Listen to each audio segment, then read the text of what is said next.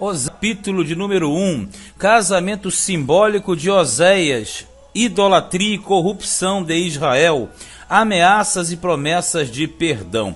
O capítulo 1 de Oséias é o capítulo talvez mais complexo para se entender, justamente porque tem uma situação meia diferente, digamos assim, a questão da mulher de prostituições, dos filhos de prostituições e etc. Mas nada que seja impossível de ser esclarecido. Capítulo 1, versículo 1 diz assim: palavra do Senhor que foi dita a Oséias, filho de Beeri, nos dias de Uzias, Jotão, Acais e Ezequias, reis de Judá, e nos dias de Jeroboão, filho de Joás, rei de Israel. Bem, o paralelo de Oséias é o seguinte: Oséias ele profetiza para o reino do norte, para o reino de Israel, cuja capital era Samaria. Só que aqui, além de falar o pai dele, a filiação, cita 4 reis do sul: Uzias, Jotão, Acais e Ezequias, que justamente foram reis da época do ministério de Isaías. O que nós chegamos à conclusão de que Isaías foi contemporâneo de Oséias, sendo que Isaías estava no sul, enquanto que o profeta Oséias profetizava para o norte, e o rei do norte era Jeroboão. Jeroboão aqui no caso, Jeroboão II, não o primeiro. O primeiro foi aquele chamado primeiro rei de Israel, que estabeleceu os bezerros e tudo mais. Versículo 2.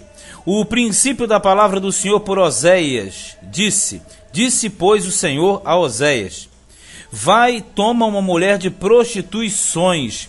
Veja bem, quando a expressão tomar mulher de prostituições, na verdade essa prostituição não era aquela prostituição literalmente física.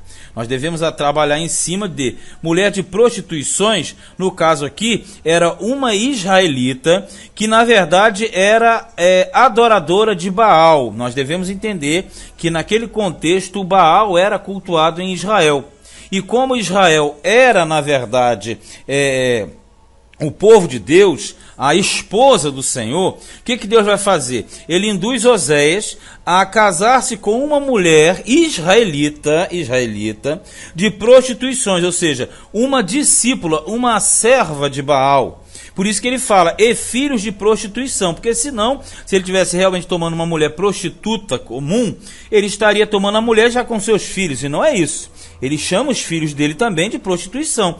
Então, na verdade, não é uma situação que ela estava vivendo fisicamente, mas sim uma posição do povo. Inclusive, os filhos dele também são chamados de filho de prostituição. Aí ele fala assim, porque a terra se prostituiu, veja o paralelo, desviando-se do Senhor. Então, a grande conotação qual é?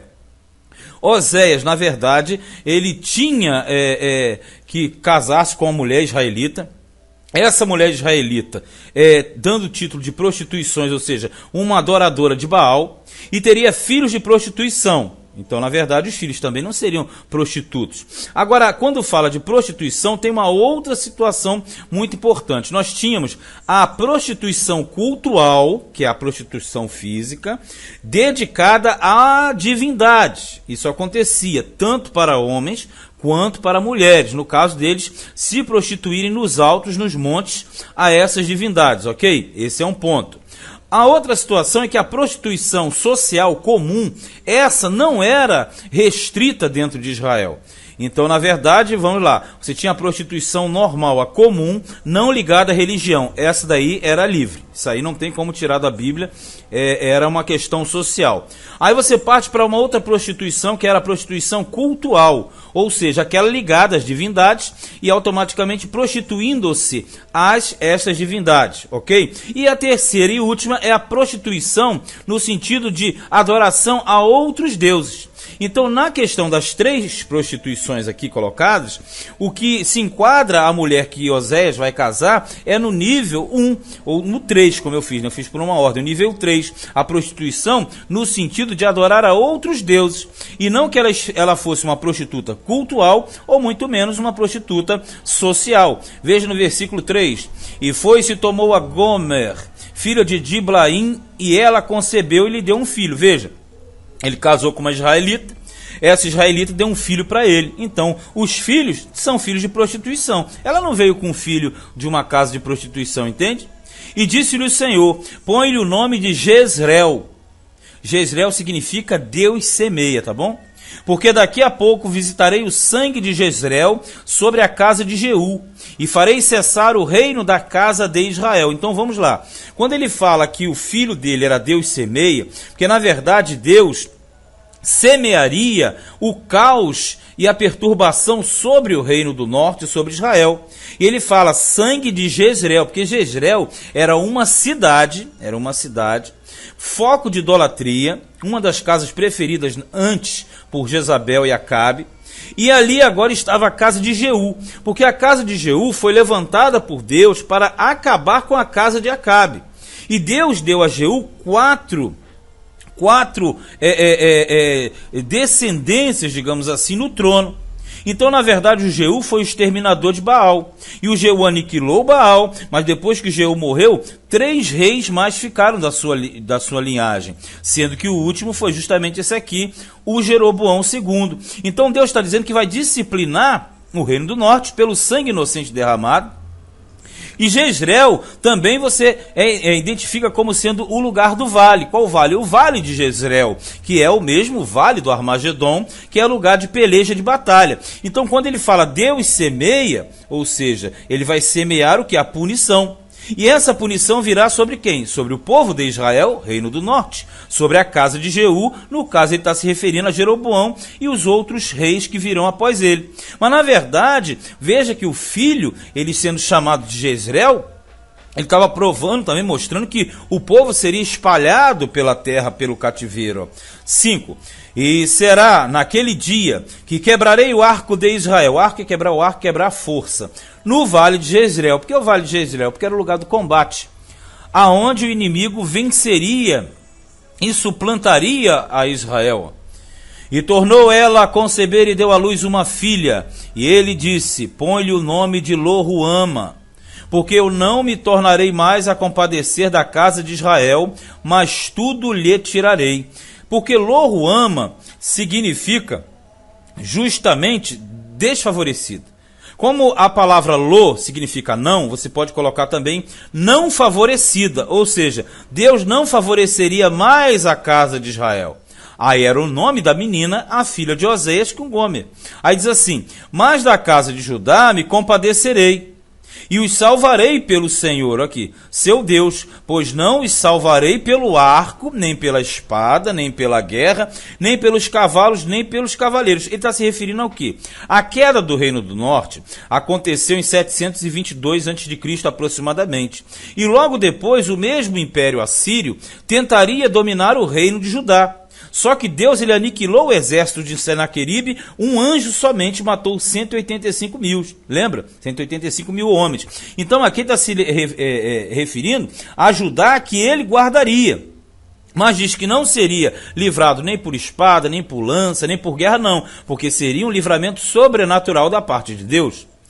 E depois de haver desmamado a Lo-ruama, concebeu e deu à luz um filho, o terceiro, hein? E ele disse: põe-lhe o nome de Lo-ami, porque vós não sois meu povo, nem eu serei vosso Deus. Veja, você já sabe que o Lo significa não, Ami significa povo ou povos. Então, na verdade, o terceiro filho significa que aquele povo seria esquecido por Deus. Não meu povo, ou seja, não é o meu povo. Porque o povo de Deus, como estava corrompido, prevaricando fora da vontade do Senhor, automaticamente estava fora dos planos dele. Por isso que o primeiro filho, Jezreel, Deus semeia ou espalha. Quando você pega Lo-ruama, não favorecido. Quando você pega Lo-ami, não meu povo. Então ele está dizendo o seguinte: vou esquecer de vocês. Só que a promessa sempre termina com algo positivo. Quer ver? Aqui no 10. Ó. Todavia o número dos filhos de Israel será como a areia do mar. Quer dizer, mesmo fora da terra se multiplicaria muito, que não pode medir-se nem contar-se.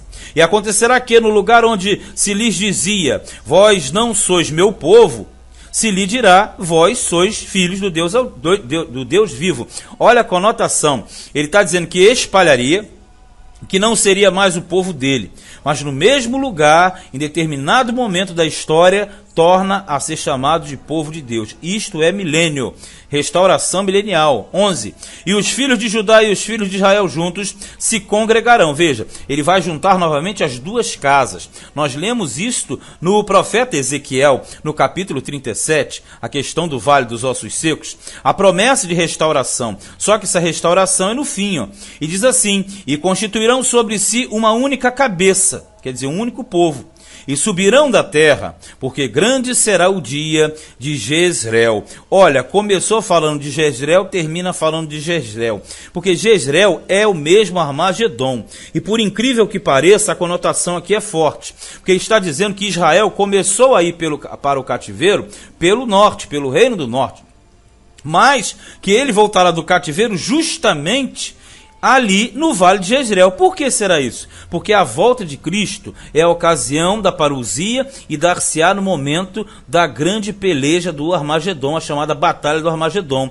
Então é mais ou menos o seguinte: ele espalhou Jezreel e ele recolhe Jezreel, ou seja, o que ele espalhou, ele traz de volta. Então, na verdade, o capítulo 1 está mostrando que a punição de Israel viria, Israel que eu digo, Reino do Norte, e que, na verdade, os 3 filhos de Oséias simbolizavam a ira de Deus, mas a mulher simbolizava o povo de Deus. Então, a mulher, na verdade, é Israel, e os 3 filhos são os que fazem parte do povo de Israel, os filhos de Israel. E Oséias simboliza aqui, no caso, o Senhor. Então, tire aquela ideia de que ele pegou uma mulher que estava na prostituição, no bordel. Falam muito isso é completamente fora. A pessoa não entende, fala um negócio desse. Aqui ele casou com uma mulher israelita, e todos serviam a Baal. E os filhos que nasceram também estavam dentro desse culto pagão idólatra. No capítulo 2 falaremos muito mais. Este foi Oséias, capítulo de número 1.